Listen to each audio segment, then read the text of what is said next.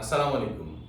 Cricket বিশ্বের সবচেয়ে বড় নিউজ আজকে সবকিছু ঠিক থাকলে 7:30 ইন্ডিয়া পাকিস্তান মুখোমুখি হচ্ছে। কেন সবকিছু ঠিক থাকলে এই ওয়ার্ডটা বললাম এত কিছু হয়ে যাওয়ার পরেও? তা হচ্ছে বৃষ্টির কিন্তু একটা বাধা আছে বা আসতে পারে, তবে আমরা চাইবো এই বাধা যেন আল্লাহ না দেয়। সব ক্রিকেট ওয়ার্ল্ড যেখানে তাকিয়ে আছে এই ম্যাচটাকে ঘিরে এত যে আলোচনা সমালোচনা, এত যে বিশ্লেষণ, সেটা যেন শেষ পর্যন্ত হয়। এখন আরো একটা প্রশ্ন চলে আসে যে পাকিস্তান যদি খেলবেই তাহলে এত কিছু করার কি দরকার ছিল? কেনই বা প্রধানমন্ত্রীর বলার দরকার ছিল আমরা খেলবো না? বা কেন এই নাটক ভঙ্গিটা, যেটাই বলি না কেন, এটার কারণ আছে এবং এটার লাভও আছে। লাভ যদি চিন্তা করেন তাহলে প্রথমে যেটা বলতে হয়, সবচেয়ে বড় লাভ হচ্ছে বাংলাদেশের।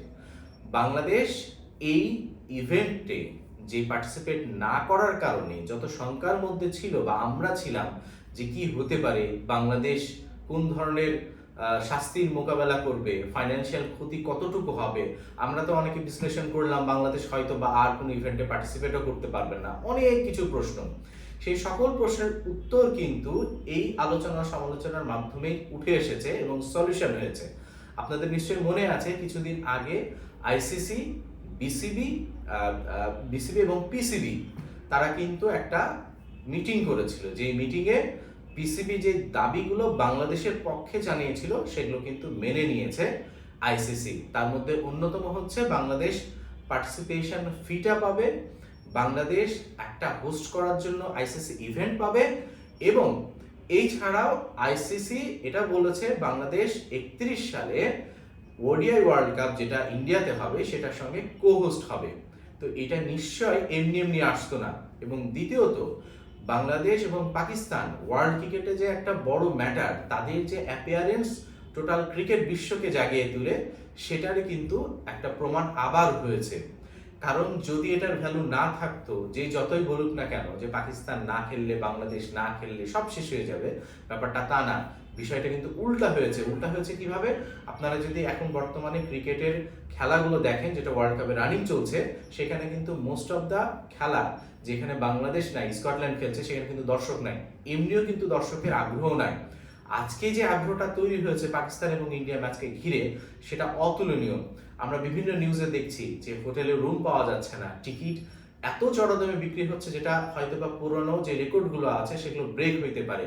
ইভেন যে টিভির যে ব্রডকাস্টারদের যে ক্ষতির সম্মুখীন হওয়ার কথা ছিল এই খেলাটা না হলে, তারাও ক্যালকুলেশন করছে যে আসলে লাভের পরিমাণটা কত দূর এগিয়ে যাবে এবং কতগুলো রেকর্ড তারা ভাঙবে। তো সবকিছু মিলে শুধু ইন্ডিয়া না, এখানে পাকিস্তানও একটা বড় ম্যাটার ওয়ার্ল্ড ক্রিকেটে, এই ক্রিকেট বাণিজ্যটাকে সামনে নিয়ে যেতে। কারণ এখন ক্রিকেটটাকে আসলে খেলার চেয়ে বাণিজ্য রূপী বেশি দেওয়া হচ্ছে। যদি তা না হতো তাহলে এতদিন থেকে আমরা প্রত্যেকটা ইভেন্টে ইন্ডিয়া পাকিস্তানকে এক জায়গায় দেখতাম না। এবং আইসিসিও এটাকে এত মেজরলি কনসিডার করে এই ক্যালকুলেশন না করে ইভেন্টগুলো রান করে দিত। তারা করতে বাধ্য হয়েছে এই ক্যালকুলেশন যে না, আমাদের বাংলাদেশকে দরকার, আমাদের পাকিস্তানকে দরকার, যদি আমরা আমাদের অর্গানাইজেশনকে আসলে বৈশ্বিকভাবে সফলতার দিকে নিয়ে যেতে চাই। যার কারণেই কিন্তু এই সমঝোতা হয়েছে। তো সেই দিক থেকে বলা যায় টোটাল জায়গা থেকে আমি বলবো একটা উইন উইন সিচুয়েশন হয়েছে। পাকিস্তান নিজের জায়গা প্রমাণ করতে, স্ট্রংলি ভাবে প্রমাণ করতে সক্ষম হয়েছে, বাংলাদেশ তার ন্যায্য অধিকার পেয়েছে, এবং সবচেয়ে বড় কথা, গোটা ক্রিকেট ফ্যান তাদের যে আশা প্রত্যাশা যে ইন্ডিয়া পাকিস্তানের লড়াই, সেই লড়াই দেখতেও কিন্তু সক্ষম হবে বলে আশা করি ইনশাল্লাহ।